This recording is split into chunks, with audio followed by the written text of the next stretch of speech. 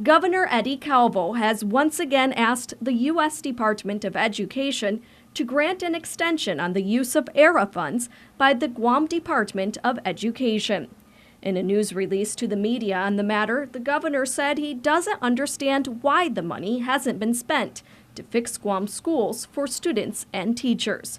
DOE Superintendent John Fernandez says delays in the procurement process are to blame. It's a long, convoluted process, but we're seeing progress, and we're seeing, a lot of both the DOE and the governor's office are alerted to what's coming down the pipe.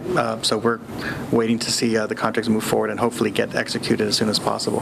$60 million in ERA funds were awarded to the department more than 2 years ago.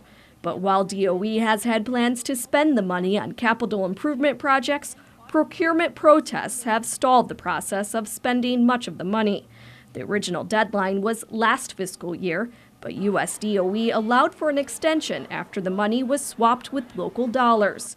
More than $13 million of that has now been obligated. DOE Deputy Superintendent of Finance Tallene Taitano says funds have gone towards the renovations of the Southern High School auditorium and the George Washington High School STEM classrooms, expected to begin any time.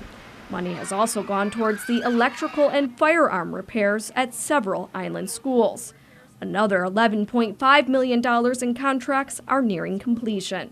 We're still looking at a pipeline of contracts that are coming through, and so we don't have a set amount that we think will be running up against a deadline.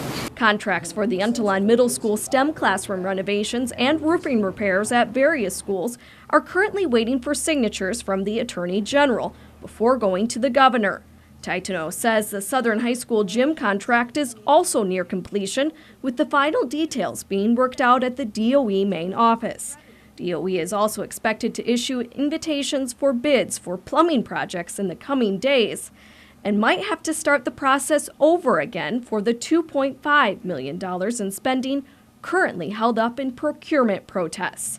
While the ERA money was awarded on a one-time basis as part of a federal stimulus act, Fernandez says the department does need to look at the procurement process to make sure federal funds can be spent more effectively if awarded again in the future. We do need to seriously look at the procurement process and our projects to make sure we can, it's difficult, but to see if we can make any improvements to facilitate the process of getting these projects awarded and begun.